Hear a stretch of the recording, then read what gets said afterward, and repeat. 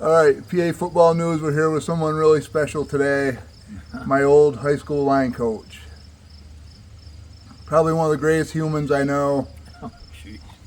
Has impacted me beyond belief. How did you get in Towanda to begin with? I was at Penn State for a year as a graduate assistant, physical education, working on a master's after graduating from Springfield in '62.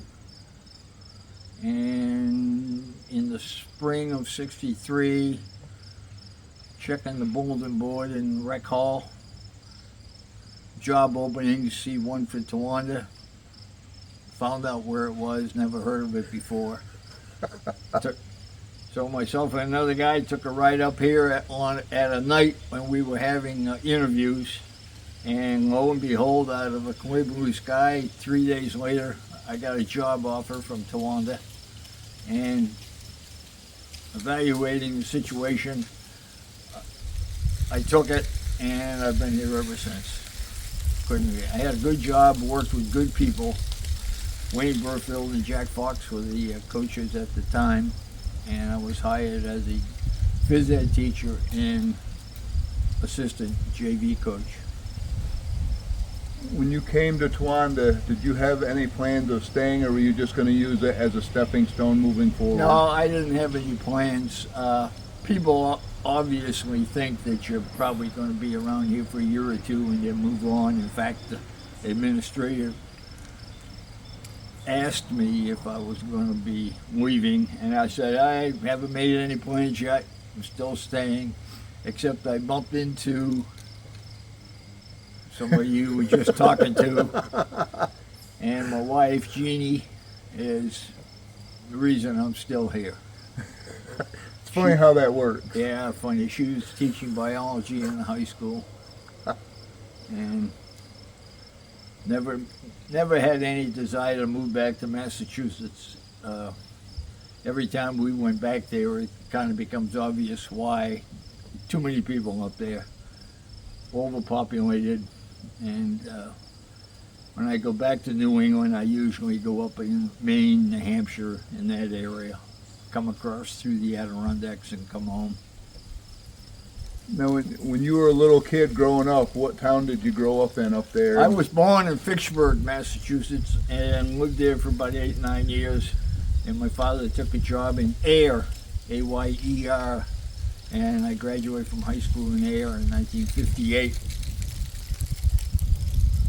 And then after high school, you went on to college. I went to Springfield College, majored in phys ed, played for 4 years.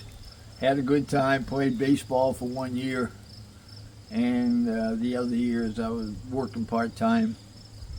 What position did you play in football? I was a wingback. We ran a kind of an unusual offense for the time, and in 1959 to 1962, in that era, football was one platoon, and it was very difficult to substitute. So my senior year, I think if you looked at our team picture, there's probably 40 to 42 people on that team. You look at most Division III schools today, and you find over 100 people on the team. Yeah. Obviously, most of the time more than 100. So completely different football back then. It's safe to say that today football has become a multi-trillion-dollar business around the world. How was it back when you were playing college football? Like, did they give you a scholarship? Did they provide stuff for you? Did you have to provide your own? Did you have to work while you played? Yes. Division III is not a scholarship situation back then.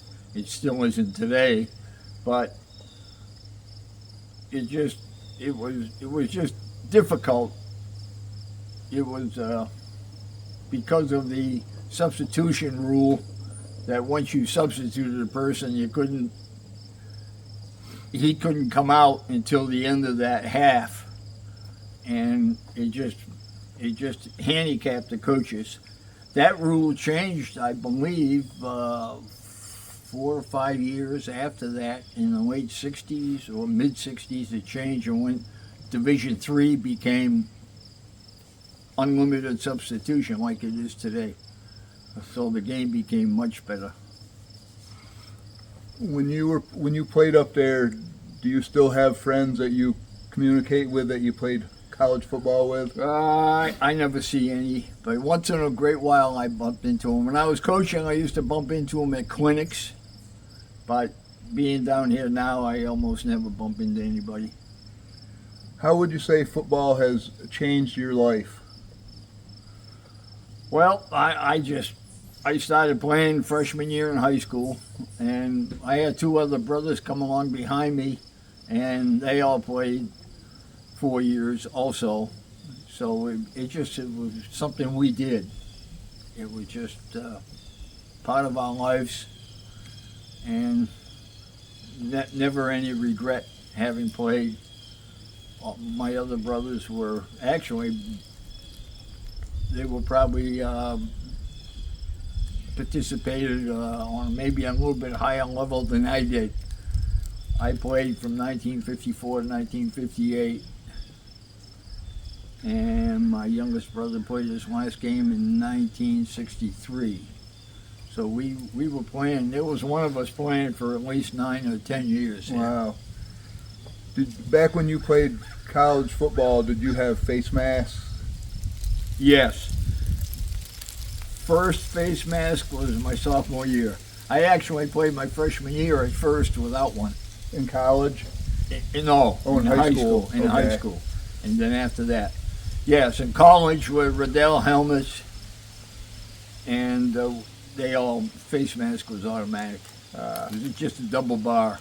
Yep. Now, after you left Springfield and you came to Pennsylvania, were you furthering your education to get down to Pennsylvania? Well, I was just working on a master's. I was going to do it. It's a good way to do it because we were paid every 2 weeks. We taught about 20, 25 hours a week. So we get a lot of experience teaching the freshman phys ed program, and the credits were paid for also. Mm-hmm. Free tuition for the whole year. So, it was a pretty good deal. There are only two places that do that on a big basis. Penn State's one of them.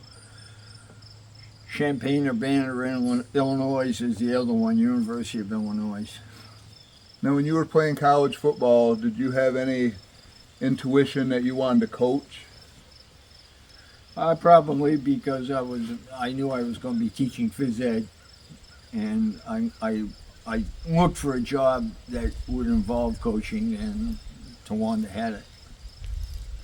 So when you came to Towanda, being an outsider, because this is a little town, how did they accept you with open arms, or did people give you a rough time? No problems at all, It was kind of strange because, you got a little bit different. They could tell where you're from your voice. And very soon after we were here, in fact, my first year of teaching was when the Kennedy assassination. And that was very strange. I actually had kids apologize or say how sorry they were. Just simply because I was from Massachusetts and he was. But very, very kind of strange. But I never thought about going back after Jeannie and I Got met each together. other. Right. So how long have you and Jeannie been together now? Oh my goodness, it's over 50.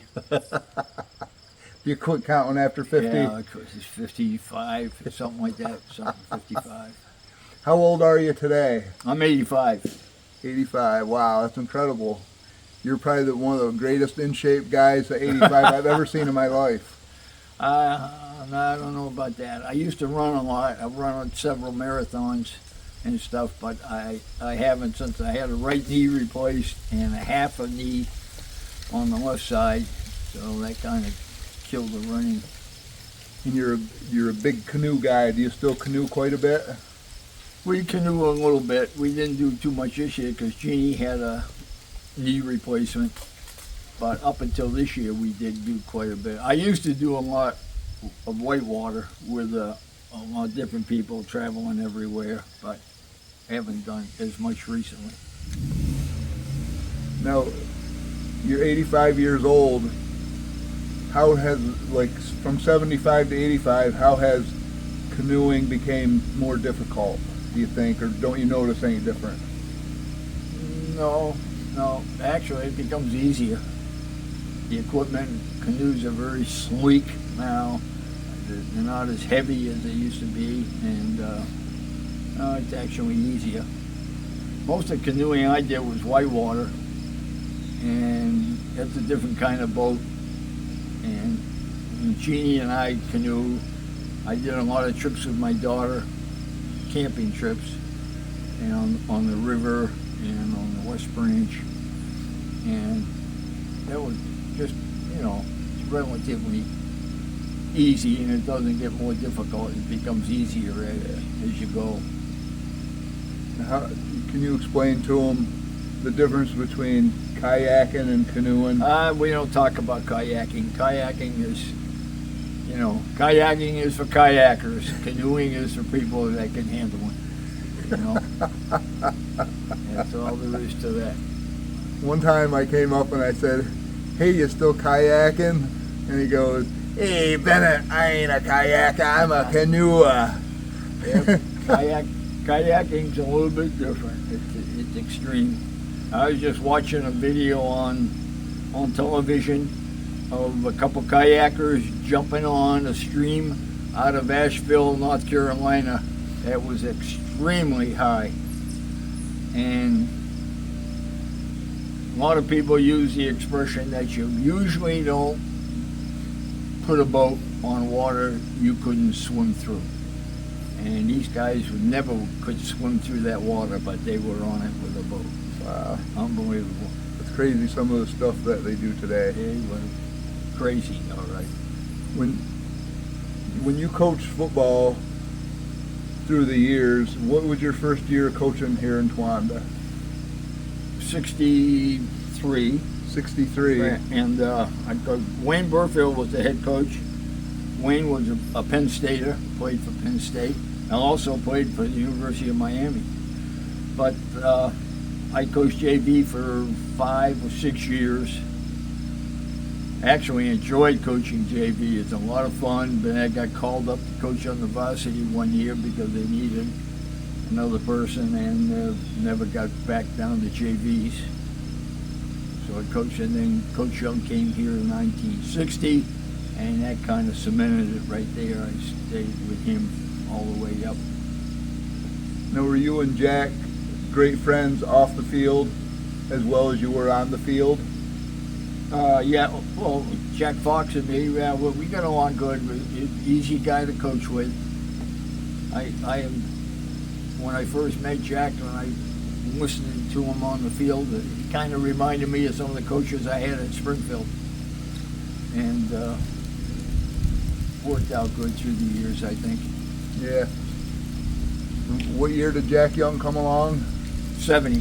70. So you coached 10 years prior to Coach Young coming to town. Almost 10 years. Yeah.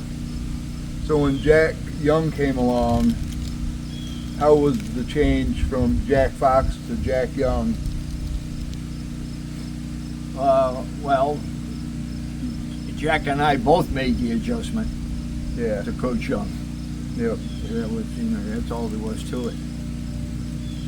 And he had a different way of coaching than the 2 or 3 coaches we had before, but we both enjoyed coaching with him, and there's no question about that.